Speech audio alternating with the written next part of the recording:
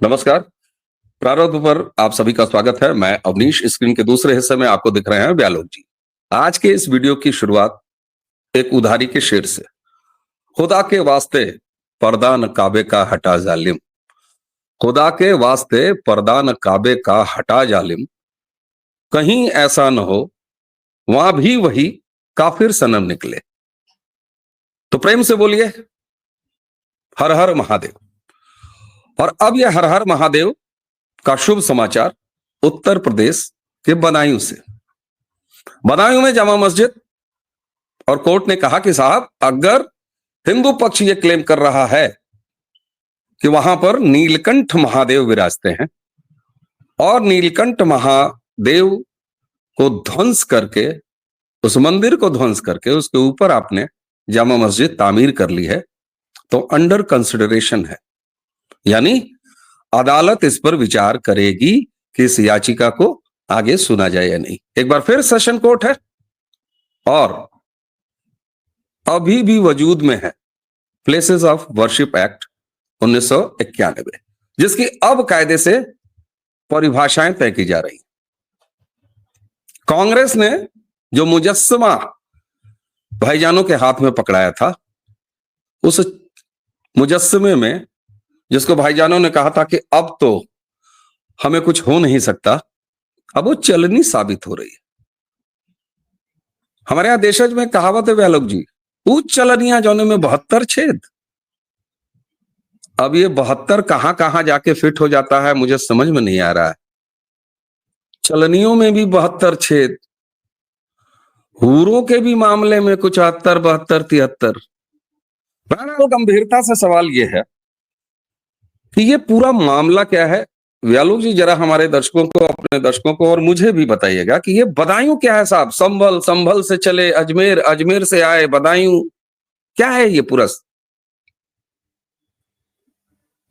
सबसे पहले तो ये जान लीजिए कि मजे की बात है कि ये याचिका 2 साल पहले की है। 8 अगस्त 2022 को विश्व हिंदू परिषद के स्थानीय इकाई के अध्यक्ष पटेल साहब ने ये याचिका डाली। कोर्ट्स हमारे यहाँ कैसे काम करती हैं, कितना बोझ है काम का। हमारे मिलॉर्ड्स अगर 6 बजे से ज्यादा काम कर लेते हैं तो राष्ट्रीय सुर्खियां बन जाती हैं, तो बहुत बोझ है बेचारों के कंधों पर। तो इसलिए ये 2 साल बाद नंबर आया। ऐसा नहीं है कि संभल से प्रेरणा लेके उन्होंने कह दी बात। भाई ये 2022 का मामला है और ऐसा नहीं है कि उन्होंने अभी देखा कि सब तरफ से बात आ रही है तो चलो मैं भी इसमें कूद जाता हूं। ऐसा कुछ नहीं है, ये 2 साल पहले का मामला था। और मजे की बात यह है कि जब हम और आप बात कर रहे हैं तो वहां बदायूं में सुनवाई होने वाली होगी, या जब तक हम लोग ये वीडियो अपलोड करेंगे तब तक तो पक्के तौर पर सुनवाई हो रही होगी। आज मंगलवार है, आज ही सुनवाई होनी। अब इसमें भी आप एंगल निकाल लें कि भाई मंगल को सुनवाई जज साहब कर रहे हैं, सबसे पहले कि ये क्यों दिखाया। तो चूंकि हम लोग खबरें तो सुनाते नहीं है, खबरें तो पता ही होती हैं, लेकिन इसमें महत्वपूर्ण नुक्ता जो है कि ये कोई आज का मामला नहीं है। इसलिए ये रजाकार ओवैसी वगैरह जो इस तरह से करना चाहते हैं ना कि देखो देखो हिंदुत्ववादी अचानक से जमा हो गए हैं, अचानक से हमारी मस्जिदों पर हमला कर रहे हैं, बाबरी को शहीद कर दिया। उन लोगों के लिए कुछ फैक्ट्स और फिगर्स जान लेने चाहिए। 30,000 मंदिर तोड़े गए हैं भारतवर्ष में। लुटेरे मुगलों से लेकर तुर्क, अफगान, जितने भी मतलब रेगिस्तानी बर्बर आए, उन सब ने 30,000 मंदिरों को तोड़ा है। इसमें से 1800 मंदिर बाकायदा सूचीकृत हैं, जिनको आप या कोई अंधे को भी अगर आप टटोलवाएंगे ना तो पता चलेगा कि वो मंदिर है। अब आप 2.5 दिन का झोपड़ा को मस्जिद कहते रहिए, उसके 76 जो खंभे हैं, किस मस्जिद में भाई? मतलब आपने पागल समझ रखा है लोगों को क्या है?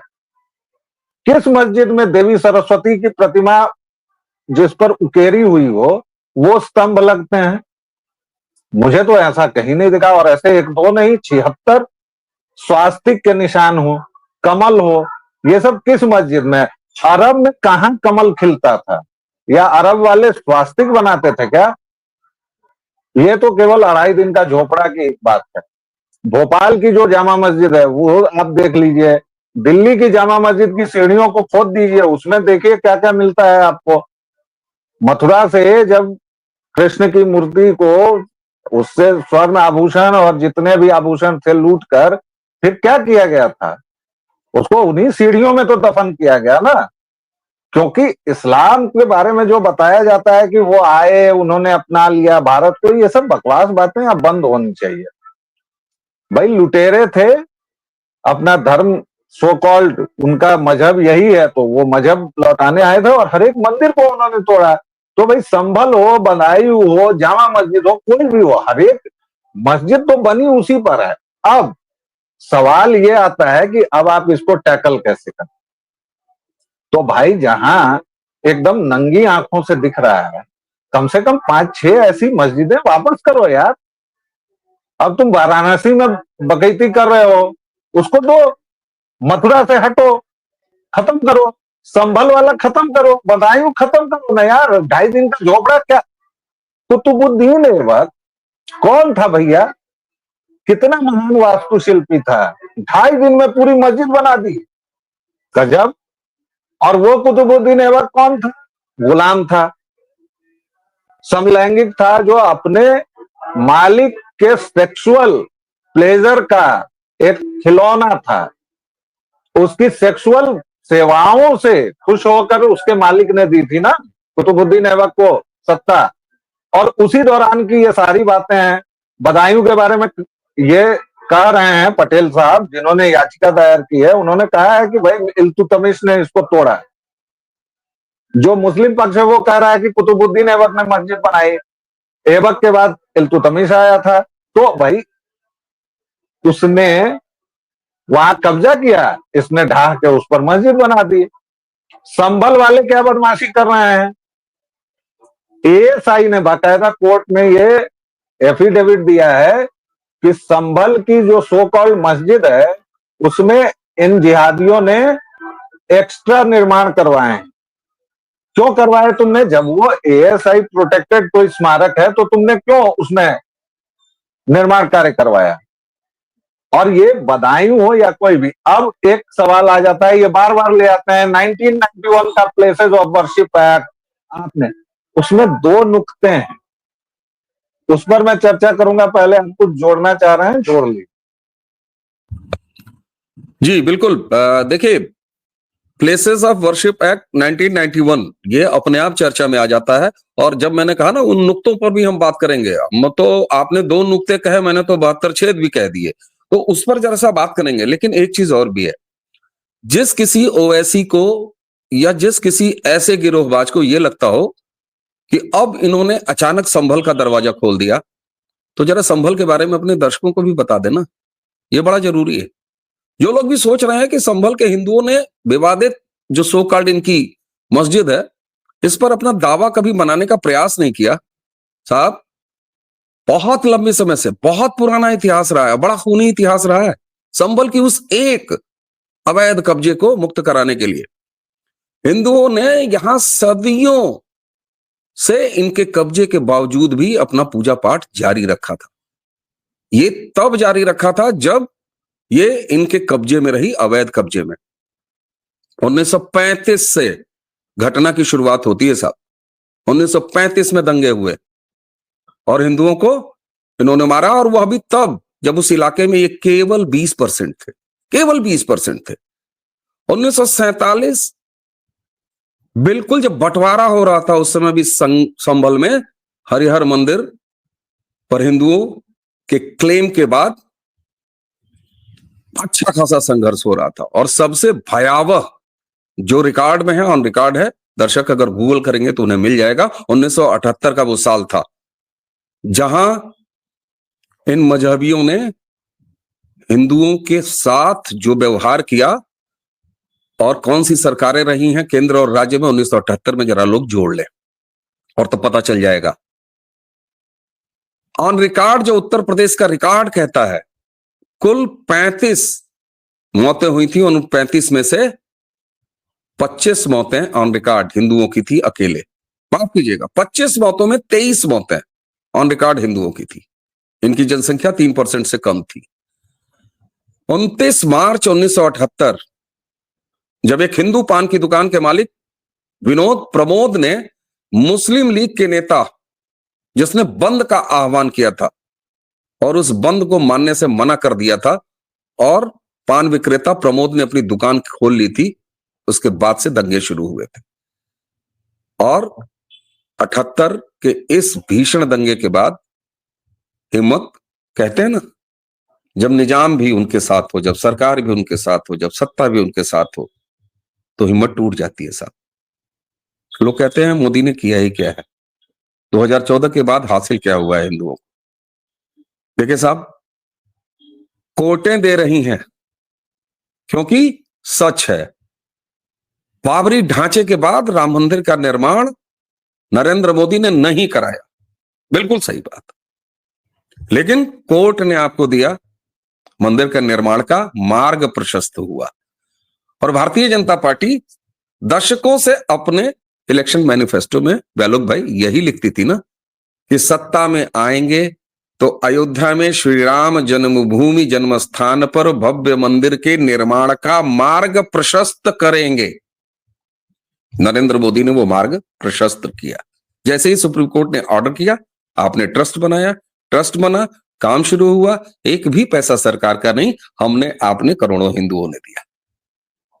तो साहब 1978 में उस कत्लेआम के बाद अगर संभल का हिंदू चुप हो गया, शांत होने पर मजबूर हो गया, और वो 30% की डेमोग्राफी आज कहां खड़ी है आपको पता है संभल की? 80 और 20। अब हिंदू वहां 20 है और ये 80 हैं। इस बीच किन सरकारों के प्रश्रय में ये डेमोग्राफी बदली? ये उत्तर प्रदेश है।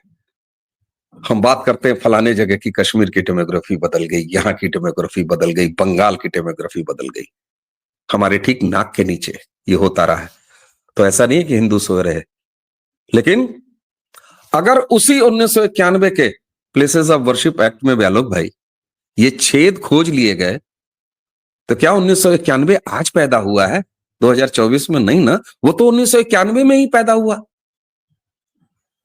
लेकिन अदालतों में मुकदमे क्यों नहीं गए? और वैलिड पॉइंट अदालतों ने सुने और तब अब एडमिट कर रहे हैं और उसको टेकअप कर रहे हैं। ये होता है साहब एक अच्छे माहौल का निर्माण होना, और वो लगातार राजनीतिक सत्ता से हासिल होती है। हिंदू अब जागा है क्योंकि उसे पता है कि अब कोई ऐसा राक्षस लोकतंत्र के इसी मॉडल में चुन के नहीं पैदा होने वाला है, या नहीं सामने है, जो ये कहता है कि एक हिंदू क्या, मैं तो 16 हिंदू क्या, मैं तो इतने हिंदुओं को मरवाता, क्योंकि हमें मुसलमानों का मोराल ऊपर करना है। बहुत सारे लोग आरोप लगाएंगे कि फिर आपके फलाने जी ने फलाने को फलाने भूषण क्यों दिया। राजनीति है साहब। चलिए व्यालोक भाई, अब प्लेसेस ऑफ वर्शिप एक्ट 1991 का कोई मतलब रह जाता है? ये नल एंड वाइड हो जाएगा कि नरेंद्र मोदी सरकार से ये उम्मीद की जाए कि भैया इसको ऐसे समोसा खाने के बाद जो कागज होता है उसको ऐसे ऐसे ऐसे करके उससे थोड़ा बहुत उंगली में लगा तेल ऐसे ऐसे आदमी पोंछता है, कहता "क्या?" पहली चीज। दूसरी चीज कि क्या ये सिलसिला अब जोर पकड़ गया है और हिंदू ये जान गया है कि उसे कोर्टों से, इस देश के संविधान के तहत ये सारी चीजें वापस आनी चाहिए। 91 में सरकार किसकी थी और 91 में ही प्लेसेस ऑफ वर्शिप एक्ट क्यों बना? भाई 56 में बन सकता था, 67 में बन सकता था, जब हिंदुओं का सबसे बड़ा द्रोही जवाहरलाल इस देश की सत्ता पर बैठा हुआ था, जिसको हिंदुओं से घृणा थी। मतलब वो व्यक्ति हिंदू द्वेष और घृणा से सना हुआ था, तब उसने ये एक्ट क्यों नहीं बनाया? उसकी बिटिया तानाशाह थी 2.5 वर्षों तक, उसने क्यों नहीं बनाया ये एक्ट? क्योंकि हिंदू सोया हुआ था, कोई आंदोलन नहीं चल रहा था, कोई कहीं बवाल नहीं हो रहा था, कुछ नहीं हो रहा था, लोग सच कहने से डरते थे। भाई हिंदुओं को आपने संहिताबद्ध कर दिया, हिंदुओं के पर्सनल लॉज खत्म कर दिए, हिंदुओं को आपने जड़ विहीन कर दिया, हिंदुओं की मनुस्मृति को या याज्ञवल्क स्मृति को, 52 स्मृतियों को आपने ऐसा त्याज्य बना दिया, जबकि उन्हीं स्मृतियों का सहारा लेकर आपका मॉडर्न पूरा लॉ खड़ा है। लेकिन आपने उनको ऐसा त्याज्य बनवाया कि हिंदू उसका नाम लेने से डरने लगा। मनुस्मृति कितने हिंदुओं ने देखी है साहब? कितने ने देखी है? नहीं देखी है। लेकिन आप एक A4 कागज लाते हैं, लहराते हैं, कहते हैं मनुस्मृति जला दो। 1991 में इसलिए बना क्योंकि 1990 में इस देश ने एक महान आंदोलन देखा था। वह राष्ट्रीय पुनर्जागरण का आंदोलन था, वह हिंदू स्वाभिमान का आंदोलन था, वह इस देश की सनातन आत्मा का उद्घोष था, वह जयघोष था, शताब्दियों से सुप्त पड़ी हिंदू चेतना का। और इसलिए कांग्रेसी तुच्छों ने क्या किया? प्लेसेज ऑफ वर्शिप एक्ट की। अरे राम, ये तो जाग गए हैं। उस आंदोलन को संकेतों में नहीं। व्यालोक जी, मेरा अनुरोध है हाथ जोड़ के, बहुत सारी हमारी यंग जनरेशन, बहुत सारे लोग इस तारतम्यता को जोड़ नहीं पाते हैं। जरा खुल के बोलिए ना, वो कौन सा आंदोलन था 1990 में?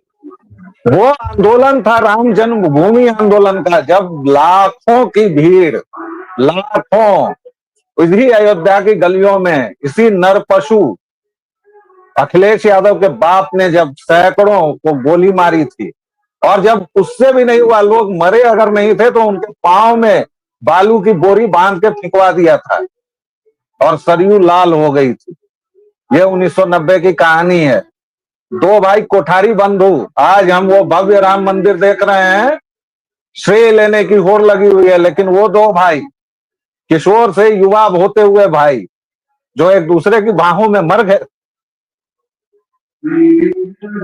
और ये लोग बात करते हैं यार, ये लोग नर पशु हैं, नर पिशाच हैं। हमारे प्रभु को पूजने से तुम हमें रोकोगे? तुम्हारी ये मजाल हो जाएगी क्या? और तब इन नर पिशाचों ने और क्या कांड किया? इन्होंने वर्शिप एक्ट लाया कि अरे हिंदू तो अब जाग रहा है और ये कह रहा है कि अयोध्या तो झांकी है, काशी मथुरा बाकी है, लेकिन उसके बाद क्या होगा? उसके बाद तो ये सब पर दावा मांगेगा। आज एक है, कल 100 होंगे। तो इसलिए लाया गया ये झुनझुना। लेकिन देखिए, कांग्रेस तुच्छों के बीच कुछ लोग थे। मैं आज भी नरसिम्हा राव को अगर थोड़े बहुत मार्क्स देता हूं तो इसलिए कि वो 15 मिनट के लिए पूजा करने चले गए। एक तो उनका योगदान ये है, मानना पड़ेगा। और दूसरे, ये जो कानून बना है, इसमें रूप और स्वरूप का विवाद जरा सुलझाइए। कानून एक वाक्य में क्या है?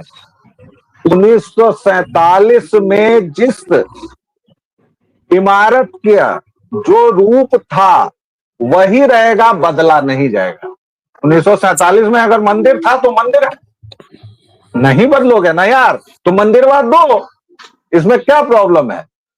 रूप स्वरूप जी, एक चीज और, इस रूप और स्वरूप के बीच में कहते हैं साहब ये देखिए ना, ये प्लास्टर है, कहां से मंदिर लगता है? तो हरे रंग का पुता हुआ है। अरे भाई, हमारे मंदिर किन किन स्थापत्य शैलियों के बने हुए हैं मियां? कबीलाई संस्कृति वालों, मिट्टी के घरों में रहने वालों, तुम्हें पता है? अरे वो हमारे मंदिर है भाई, और हमसे वादा ले लो। कहो तो ये भी कह दें कि हम हरा रंग भी नहीं हटाएंगे, नहीं हटाएंगे, और कर लो बात। लेकिन वो हमारा मंदिर है, तुमने फर्जी जामा मस्जिदों के नेम प्लेट टांग रखे हैं। और अगर तुम्हें कोई शिकायत करनी है तो आज की सरकारों से मत करो। तुम अगर 1991 के प्लेसेस ऑफ वर्शिप एक्ट के तस्वीर ऐसे ऐसे फेरते हो दिन भर, तो वहीं से ये छेद निकल के आए हैं। अगर किसी के खिलाफ तुम्हें आंसू बहाने हो तो 10 जनपद के सामने जाओ, वैसी जाओ, पूछो, कांग्रेसियों से पूछो कि ये जो मुजस्समा तुम्हें दिया था उसमें ये 2 छेद क्यों थे? ये शिकायत यहां क्यों करते हो? इसीलिए मैं कहता हूं कि ऐसे तमाम लोग जो ये कहते हैं कि फलाने कानून को मोदी को उठा के फेंक देना चाहिए, अरे है तो 1991 का, छाती पर चढ़ के स्वरूप तय हो रहा है, और स्वरूप तय हो गया कि वो मंदिर है। तो भाई साहब हमारे यहाँ काले रंग के भी मंदिर, क्या बात कर रहे हैं, काला पुतवाएंगे, हमारे रंग अरे में हम पुतवा के मंदिर रेगिस्तानी बने। बर्बर थोड़े हैं, हम रेगिस्तानी बर्बर या यूरोपीय असभ्य थोड़े हैं कि रंगों का भी सेग्रीगेशन कर देंगे। हम हर एक रंग से खिलते हैं साहब। हमारे अरे भैरव हम भी होली, हैं, हमारी काली भी हेलो, हैं, और हमारे कृष्ण भी हैं। अरे हम होली खेलने वाली जमात हैं। अमिया सुन लो, हम कीचड़ से भी होली खेलते हैं। और बताओ, हम कीचड़ से भी होली खेलने वाले लोग हैं, इसीलिए हम सनातन हैं, समझे। हमें हमारा माल वापस करो, वापस करो मियाँ, ऐसे नहीं चलेगा।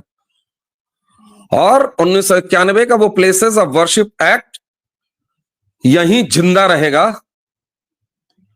हम अब कोई उम्मीद नहीं करेंगे किसी सरकार से कि फलाने कानून हटाओ।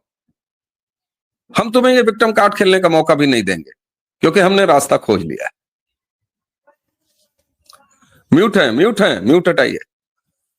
भाई कानून का ऐसा है कि एक कानून है मियाँ भाइयों का, वक्त कानून।